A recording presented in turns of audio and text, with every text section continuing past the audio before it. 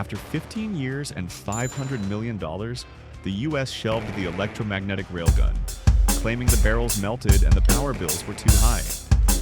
But the Pentagon doesn't just throw away $500 million of physics. They strip the railgun's magic bullets, the hypervelocity projectiles, and stuff them into standard 5-inch guns, achieving Mach 5 plus speeds across the existing fleet. The real power play, the Gerald R. Ford class carriers. These $15 billion giants produce 3 times the power of any previous ship, feeding the hunger of 600 kilowatt lasers that vaporize threats for $1 per shot. The math is finally on our side. Let's dive in. The $85,000 bullet, railgun tech in a powder gun. The US Navy didn't actually abandon the railgun. They just stripped it for parts. The most valuable piece was the hypervelocity projectile, a magic bullet originally designed to survive the insane electromagnetic forces of a railgun barrel. When the railgun program stalled, engineers realized they could launch this same sub-caliber projectile using the standard Mark 45 5-inch guns already found on every Arleigh Burke-class destroyer. The secret is a specialized 5-inch sabot, a segmented casing that captures the expanding gases of a traditional powder charge to catapult the projectile to hypersonic speeds of Mach 5+. Upon exiting the muzzle, the sabot separates into 4 pieces, leaving the low-drag HVP to streak toward its target. But this isn't just a dumb artillery shell. The HVP is a gun-launched guided projectile, featuring an onboard processor and 4 maneuverable fins for terminal guidance and high-G course correction.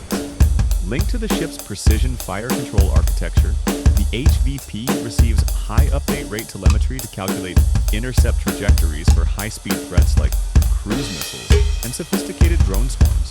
Here is the front cost math that changed the Pentagon's mind.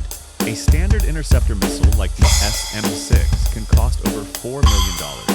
In contrast, a single HVP round is estimated to cost roughly $85,000. In August of 2024, during the major sea trials of the USS Jason Dunham, the Navy proved that this hidden railgun tech could effectively neutralize aerial threats at a fraction of the cost of a missile.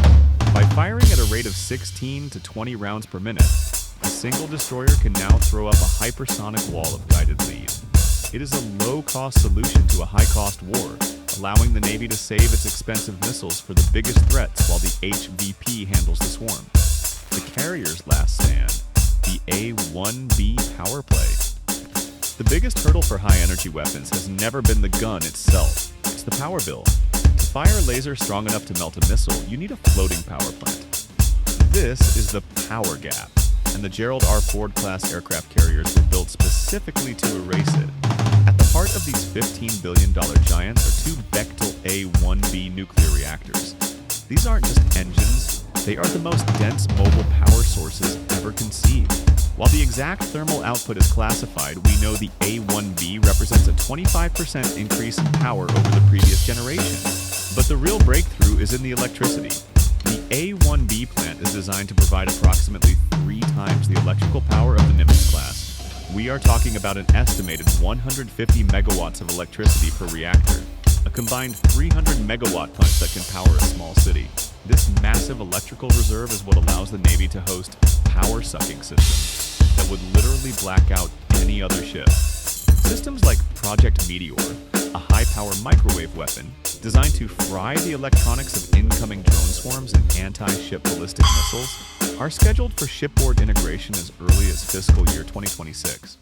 Because the Ford class was designed with the future in mind, it currently utilizes only about half of its planned electrical power for its current systems, like the electromagnetic aircraft launch system. That leaves a 50% power margin reserved for the next generation of warfare. It's an inexhaustible battery for a 600 kilowatt laser umbrella that can engage targets at the speed of light for about $1 per shot.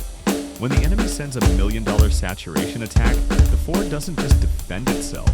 It wins the economic war by using a battery that never runs dry. The carrier killer paradox, neutralizing the DF-26. For over a decade, the carrier killer has been the ultimate bogeyman of the Pacific.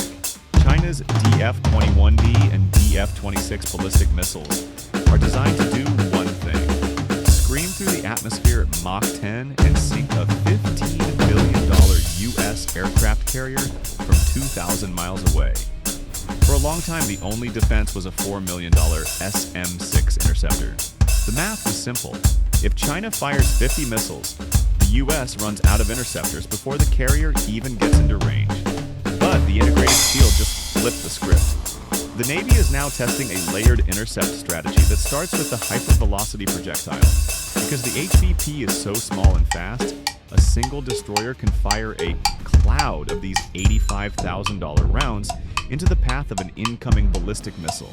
Instead of one expensive missile trying to hit one target, the HVP creates a hypersonic wall of metal that shreds the DF-26's guidance systems before it even reaches its terminal phase.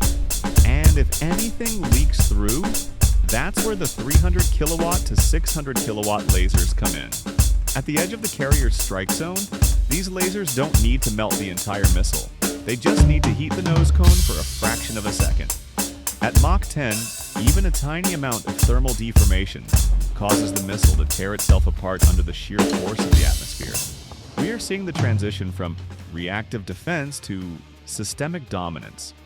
The US isn't just trying to survive the DF-26.